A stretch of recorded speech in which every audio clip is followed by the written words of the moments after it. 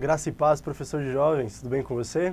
Espero que você esteja bem. Eu estou muito alegre, muito feliz de estar aqui neste momento com você, para estar te ajudando a elaborar sua aula, este momento de preparação que você está se dedicando e trabalhando em cima, para trazer uma lição muito enriquecida. Eu sou Leônidas, eu sou casado com a Bruna, essa moça bonita da foto aí comigo. Juntos nós somos formados na ITBlu, em liderança, teologia e liderança ministerial. Eu sou professor de EBD e também nós juntos supervisionamos o setor da Itupava Norte referente a missões.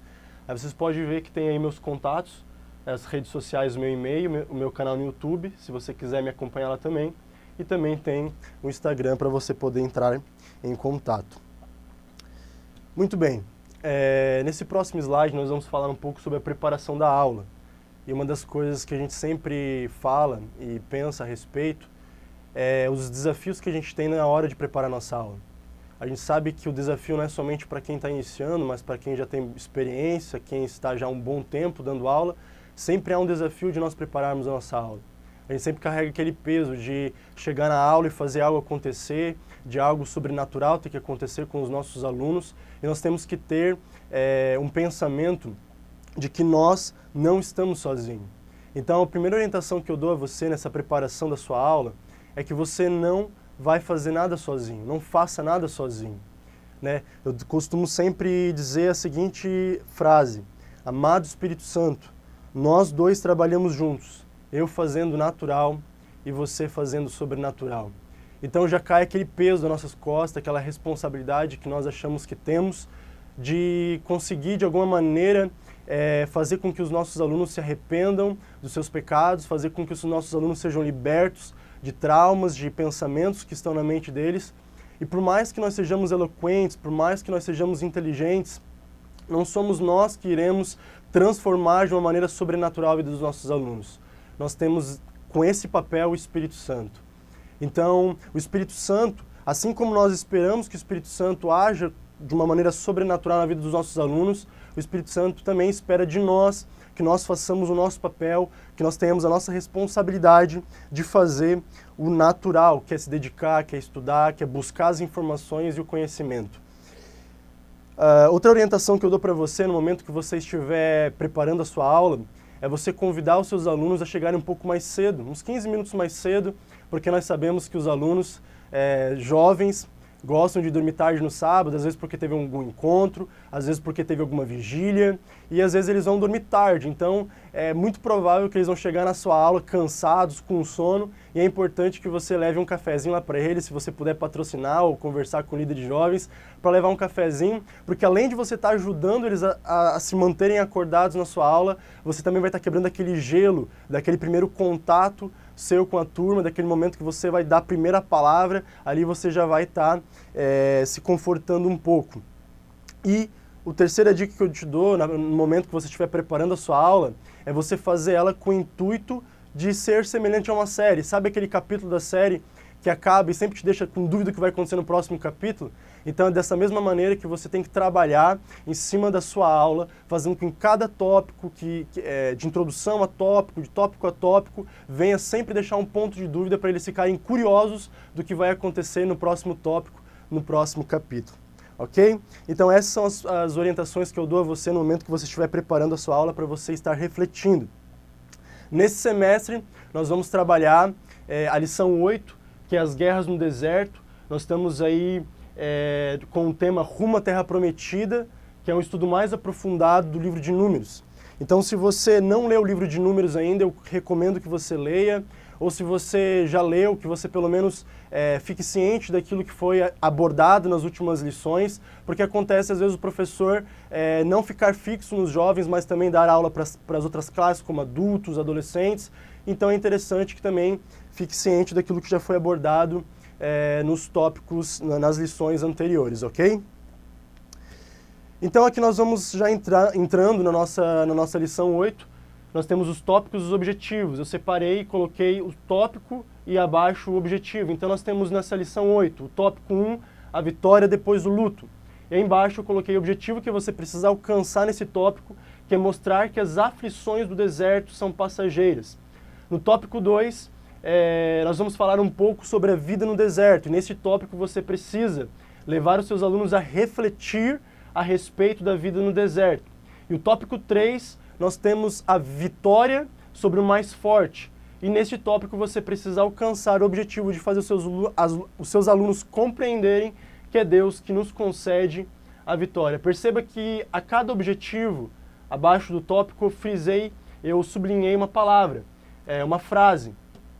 E ali você vai ver que são as palavras-chave de cada tópico, né? O tópico 1 traz como palavra-chave aflições do deserto, o tópico 2 traz como palavra-chave vida no deserto, e o tópico 3 traz a palavra-chave vitória. Isso aí eu sublinhei para estar te ajudando a você montar uma linha de raciocínio no momento que você estiver preparando a sua aula, ok? Visto isso, nós já sabemos os tópicos e os objetivos, então nós já podemos entrar na introdução. E a lição 8 ela vai tratar sobre Números capítulo 21, verso 31 ao verso 35. E nesse capítulo, nesses versos, vai falar a respeito da guerra dos hebreus contra Og, o rei de Bazã. E é interessante neste momento você mencionar, você seguir também a orientação pedagógica da lição, que fala a respeito de que a cama de Og, lá em Deuteronômios vai dizer isso, a cama de Og era maior, ou seja, media 4 metros, e isso nós temos a comprovação que Og era maior do que Golias, que foi o gigante que Davi enfrentou e venceu com a força do Senhor.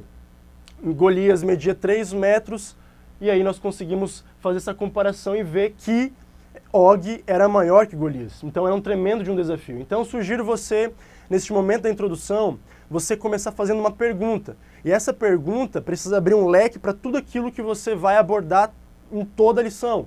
Então aqui é uma sugestão de pergunta, você pode elaborar sua própria pergunta. E a sugestão que eu te dou é, vocês acham que hoje os cristãos têm fugido dos gigantes que se colocam à sua frente?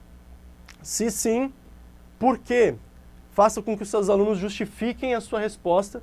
Você vai ouvir a resposta de cada um, você vai dar importância para a resposta de cada aluno que levantar a mão ou que se pronunciar para dar essa resposta. E é importante também você lembrar eles que são respostas objetivas, né? Porque acontece, às vezes, de você dar a oportunidade para um aluno falar e ele vai começar a contar o testemunho lá de 1999, e aí vai chegar em 2019, e aí foi a tua aula toda. Então é importante, se você já conhece o perfil da turma que você está dando aula, se você já sabe que eles gostam de falar, que eles gostam de se comunicar, é importante que você lembre eles que as respostas têm que ser objetivas. Deixem um testemunho para o momento que você for tomar café na casa deles, ok? Então, após as respostas dessa pergunta que você fizer a eles na introdução, nós podemos então entrar no objetivo, no tópico 1, que fala a respeito da vitória depois do luto. Então é interessante você conhecer Números capítulo 20, porque esse capítulo 20 ele vai linkar com o capítulo 21. Porque nós vamos ver que no capítulo 20 de Números ocorreram várias frustrações para os hebreus. Não somente para Moisés, que perdeu sua irmã Miriam, perdeu seu irmão Arão, mas também para os hebreus, que tiveram o seu próprio povo, ou seja, os seus irmãos, né, a tribo de Edom, negando eles a passarem por suas terras. Então nós vamos ver aí que capítulo 20 de Números, traz uma série de frustrações. E logo iniciando o capítulo 21, no verso 1, nós já vamos ver que Israel tem uma nova frustração, porque o rei Arad decide atacar eles com o seu exército e eles conseguem capturar alguns hebreus. Então você pode destacar o seguinte: será que temos aprendido a lidar com as frustrações e buscado um novo começo com Deus? Ou será que temos nos entregado ao luto?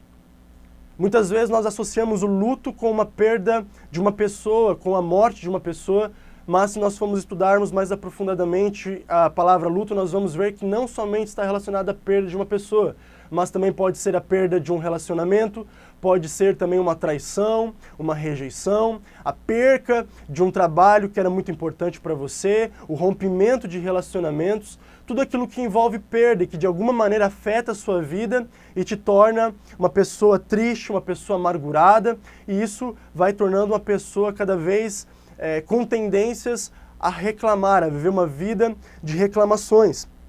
Então você pode trabalhar no início do tópico com essa questão. Será que nós temos aprendido de fato a lidar com as frustrações que nós vivenciamos? Porque é muito comum, é normal nós vivermos com frustrações, é normal nós, durante a nossa vida, perdermos algumas coisas. Mas o normal não é a pessoa continuar vivendo num luto eterno até a sua morte. Nós vamos ver que os hebreus eles não se contentaram com aquelas perdas que eles estavam tendo. Então, em meio a tantas frustrações, Israel faz um voto de compromisso ao Senhor. No verso 2 nós vamos ver que eles gritam ao Senhor, querendo fazer um voto com Deus, para que se Deus entregasse o rei Arad nas mãos deles, eles continuariam a servir ao Senhor, eles destruiriam tudo aquilo que Arad estava fazendo, com idolatrias, enfim, e eles fazem esse voto com o Senhor. E neste momento, você pode colocar um versículo bíblico para você poder abordar algumas questões. E eu gosto muito de Jó, capítulo 42, no verso 5, que diz o seguinte: eu te conhecia só de ouvir, mas agora os meus olhos te veem. Eu gosto muito desse verso porque Jó foi um homem que passou por muitas dificuldades. Jó foi um homem que passou por muitas perdas, por muitas frustrações. Jó foi um homem que de fato poderia viver a sua vida em luto, mas ele decide continuar persistindo, mesmo a sua esposa dizendo a ele para amaldiçoar Deus, mesmo seus amigos dizendo a ele que ele estava em pecado e que Deus havia esquecido ele. Ele não desiste, ele persiste em conversar com Deus, em questionar Deus o porquê que aquilo estava acontecendo na vida dele. E no final, lá no capítulo 42, no final do livro de Jó, ele mesmo relata: eu te conhecia só de ouvir, Senhor, mas agora os meus olhos te veem. Eu gosto muito dos meus olhos te veem porque isso relata intimidade, isso relata relacionamento, isso relata que Jó antes conhecia Deus só pelo ouvir, mas agora ele está tendo relacionamento com Deus, agora ele conversa face a face com Deus, agora ele olha Cristo, ele consegue ver a beleza de Cristo. Quantos de nós ouvimos de Deus em pregações, ouvimos de Deus em músicas, ouvimos de Deus ou lemos a respeito de Deus em livros, mas infelizmente os nossos olhos não podem contemplar Deus. Então nesse momento você pode entrar com essa aplicação na vida dos seus alunos, trazendo a ideia a eles de que as frustrações, as provações, os problemas que vêm na vida deles não é para afastá-los de Deus, não é para fazer com que eles desistam de Deus, não é para fazer com que eles parem a sua caminhada com Deus, que eles percam o seu compromisso com Deus, mas é para que eles entendam que Deus está chamando eles para um relacionamento, Deus está chamando eles para uma intimidade mais profunda. E nesse momento você também pode, se quiser, estar trazendo outros textos para refletir com seus alunos. Ali eu coloquei alguns embaixo que você pode estar lendo, e se você quiser, você pode também estar trazendo na sua sala de aula, ok? Então agora nós podemos entrar no tópico 2, que vai falar a respeito da vida no deserto, e nesse tópico você pode também iniciar fazendo uma pergunta a eles. E esta pergunta vai abrir alguns caminhos para você estar trabalhando em cima do tópico 2. E a pergunta que eu sugiro você fazer para os seus alunos é: o que vem à mente dos cristãos quando ouvem falar a respeito do deserto? O deserto, nós sabemos que é um lugar de necessidade. Durante o dia é extremamente quente, durante a noite é extremamente frio. No deserto não é fácil encontrar água, no deserto é só areia. Então nós vemos que o deserto é um lugar de necessidade. A pergunta é: por que Deus coloca os cristãos no deserto? Por que Deus colocou os hebreus no deserto? E agora você pode fazer uma aplicação. Por que Deus coloca muitas vezes nós num deserto espiritual, num deserto emocional? Para que nós venhamos a aprender diante das necessidades, diante das frustrações, dos problemas, a depender de Deus, a depender dele.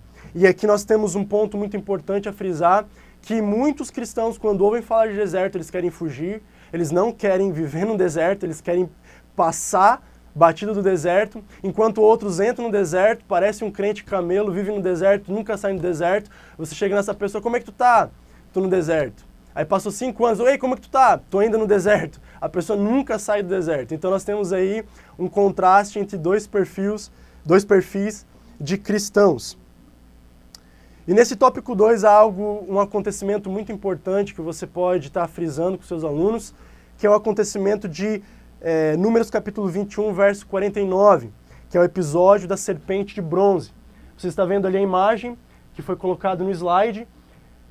Nesse acontecimento, os hebreus estavam passando necessidade de água, estava faltando água, então eles começam a murmurar, eles começam a reclamar contra Deus, porque não havia água. Então Deus, irado, manda serpentes abrasadoras para atacar o povo, a fim de que eles fossem picados e com o veneno das serpentes eles fossem mortos.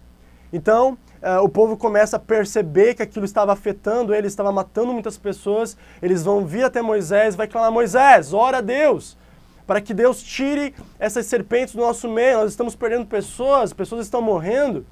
E Moisés ouve o povo, ouve o clamor do povo e vai até Deus e ora para que o Senhor envie alguma cura, envie algum livramento para o povo. Então Deus pede para Moisés fazer uma serpente abrasadora de bronze e pendurar numa haste. E disse o seguinte: olha, Moisés, diga ao povo que todo aquele que foi picado pelas serpentes e que estão com o veneno da serpente no seu corpo, que olhem para a serpente pendurada na haste, e se eles olharem para essa serpente pendurada na haste, eles serão curados. Eles serão curados. E agora eu quero te perguntar, a você olhar para essa imagem e você me dizer o seguinte: o que te lembra essa imagem? Quando você olha para essa imagem, o que vem à mente de você? Então no próximo slide nós vamos ver que talvez você tenha acertado.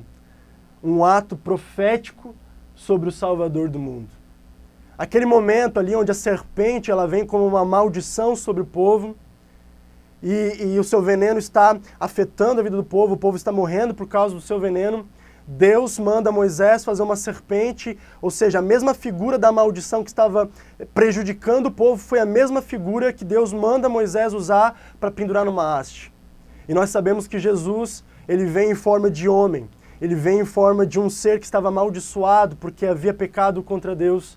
E Deus coloca o seu próprio Filho numa cruz para que todo aquele que olhe para Cristo na cruz seja curado, seja sarado, seja perdoado pelos seus pecados. Então nós vemos uma conexão que desde o Antigo Testamento nós já vamos ver que há menção de Cristo. E é importante que neste momento você dê valor a isso, que você perca tempo nesse momento falando a respeito de Cristo. A sua lição inteira ela precisa estar centrada em Cristo. E nesse momento é o momento em que você precisa sim linkar aquele acontecimento que aconteceu lá em Números capítulo 21, verso 49, com Cristo, onde em João 3, verso 13 ao 15 ele diz: ora, ninguém subiu ao céu a não ser aquele que de lá desceu, o Filho do Homem. E assim como Moisés levantou a serpente no deserto, assim também é necessário que o Filho do Homem seja levantado, para que todo aquele que nele crê tenha a vida eterna.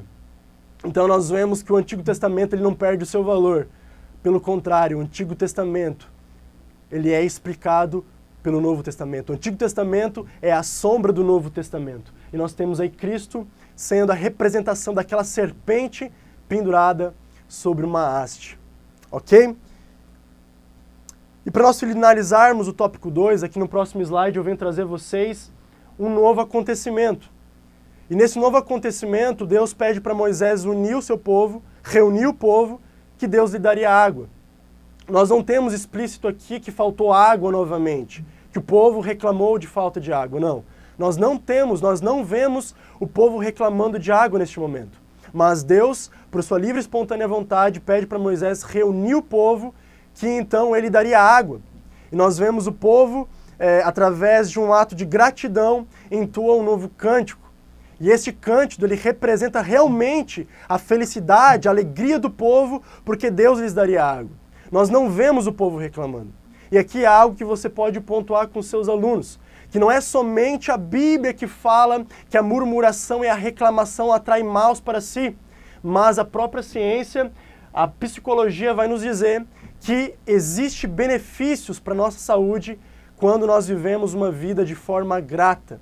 E aqui eu trouxe um link para você, da revista Galileu, para você estar lendo, que é uma matéria científica, psicológica, que vai falar a respeito dos efeitos da gratidão. O que a gratidão pode mudar no nosso cérebro? Então é interessante que você mostre para eles, mostre para os seus alunos, que isso não é somente a Bíblia que fala, mas também existem fatos, comprovações científicas de que a gratidão traz muitos benefícios para a nossa vida. E aqui eu sugiro você também a fazer uma dinâmica, que é a dinâmica do ponto numa folha branca. Aqui eu trouxe uma imagem para você, você pode usar esta imagem, você pode usar também um quadro ou uma folha de papel ofício. E perceba que nesta imagem nós temos uma folha branca e um ponto no meio dessa folha. E você pode chegar para os seus alunos e perguntar, quando vocês olham para esta imagem, o que vocês veem? Bom, nós esperamos que todos respondam que eles veem um ponto no meio da folha. Aí você pode entrar com a aplicação dessa dinâmica. Vocês estão vendo que na imagem nós temos todo um tamanho totalmente superior àquele pontinho no meio dela, mas vocês só estão olhando para aquele ponto. Aquele ponto é o problema. Aquele ponto, o problema, o pecado, faz você esquecer de Cristo, faz você esquecer da sua família, faz você esquecer dos seus amigos, muitas vezes faz você se esquecer dos seus próprios sonhos. Porque a sua mente ela está focada somente naquele problema, naquele pequeno problema no meio da folha. E você não consegue mais enxergar as coisas boas que Deus colocou na sua vida, que é a salvação, que é a família, que são os amigos e que é a oportunidade de sonhar, a esperança que Deus nos dá de sonhar, de estar um dia com Ele. Porque a sua mente está somente focada no problema. E aqui você pode trazer a seguinte conclusão: Cristo, hoje, pode remover os seus olhos desse problema, porque quem cuida desse problema é Ele. E você então pode começar a olhar para a cruz, você então pode começar a olhar para a sua família, você pode começar a olhar para os seus amigos, para os seus sonhos, enfim, tantas outras coisas que Deus colocou na sua vida para você desfrutar e viver uma vida de gratidão, passando a deixar a ingratidão de lado e viver uma vida grata por tudo aquilo que Deus te deu. Ok? Então, finalizando essa dinâmica, essa sugestão que eu te dou, nós vamos entrar no terceiro tópico, que fala sobre a vitória sobre o mais forte. Então, você pode também trabalhar uma seguinte questão com seus alunos. O que falta hoje para os cristãos confiarem mais em Deus? Essa pergunta que eu sugiro a você fazer também vai abrir um leque para você estar abordando alguns assuntos que o tópico 3 vai estar trazendo. E no próximo slide nós vamos ver que Seom, rei dos amorreus, estava indo atacar os hebreus. Ele fica sabendo que os hebreus estão nas proximidades e ele decide com seu exército enfrentar os hebreus e destruí-los. Aos olhos humanos, o exército de Seom, o rei Seom, era muito mais forte, muito mais poderoso que o povo hebreu. Mas Deus concede vitória aos hebreus pelo poder de Deus. Os hebreus vão lá, vencem Seom, vencem o seu exército e conquistam as suas cidades. Nós vamos ver que logo depois desse acontecimento, já no verso 31 ao 35, nós vamos ver que os hebreus se deparam com Og, rei de Bazã, que é aquele gigante de 4 metros de comprimento que nós havíamos falado no começo da lição. Esse homem ele vem contra os hebreus com seu exército também. Há alguns estudiosos que dizem que Seom, aquele rei que foi vencido no acontecimento anterior, era aliado de Og, rei de Bazã. E então ele vem com seu exército, ele fica sabendo que os hebreus venceram Seom, e ele vem com seu exército enfrentar os hebreus. Mas novamente Deus chama Moisés e diz: Moisés, não tema, não tenha medo, porque eu já entreguei Og nas mãos de vocês. Assim como vocês venceram Seom, vocês também vencerão Og. Não tenham medo, porque eu darei a vocês a vitória. E neste momento você pode então, eu sugiro você a trazer a seguinte conclusão desse tópico com os seus alunos. Você pode trazer a eles a ideia de que a vitória que os hebreus tiveram sobre Seom, a vitória que eles tiveram sobre Og, que era o rei de Bazã, trouxe não somente herança, porque nós vamos ver que eles conquistaram cidades. Essas vitórias deram aos hebreus o direito de entrarem em cidades que não eram deles. E essas cidades possuíam riquezas, possuíam muitos bens. Então eles tiveram uma herança com essas vitórias, mas também deu a eles um legado que ficaria por toda a história, de que essa nova geração deixou a murmuração de lado, a murmuração de seus pais, essa cultura murmuradora, essa cultura de reclamação eles deixaram de lado, resolveram viver uma vida de gratidão a Deus, então Deus dá a eles a vitória. Então eles começam a construir um legado que ficaria por toda a história, de uma geração que ao invés de reclamar, que ao invés de murmurar, decide viver uma vida grata a Deus. E então, os hebreus têm o direito de conquistar essas cidades, de viver nessas cidades e de tomar posse dessas cidades. E você pode aplicar para os seus alunos a seguinte questão, que as nossas vitórias hoje, muitas vezes aos nossos olhos são impossíveis, mas Deus nos dá a vitória para que nós possamos enfrentar esses gigantes, possamos enfrentar esses momentos desafiadores em nossas vidas, essas provações, essas tribulações.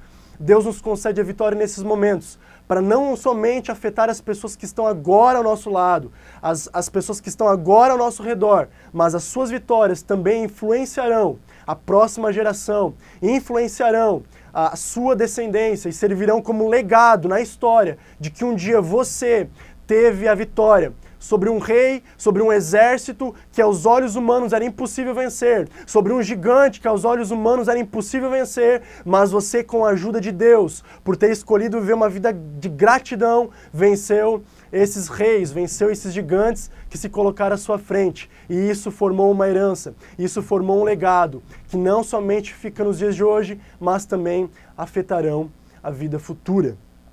Então, as nossas vitórias nos trazem recompensas, ok? Então nós temos aqui a conclusão dessa aula.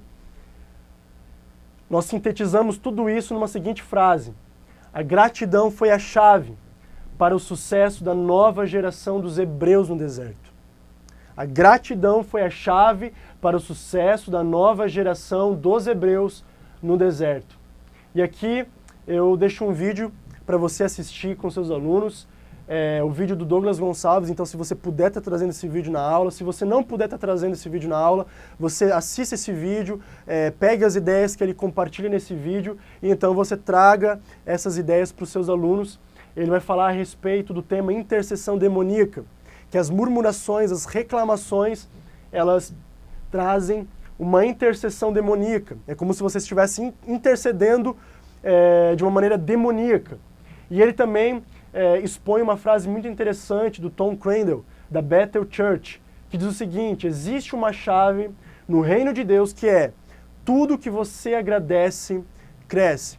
Aí você lembra daquela passagem onde Jesus ele apresenta os pães a Deus e agradece.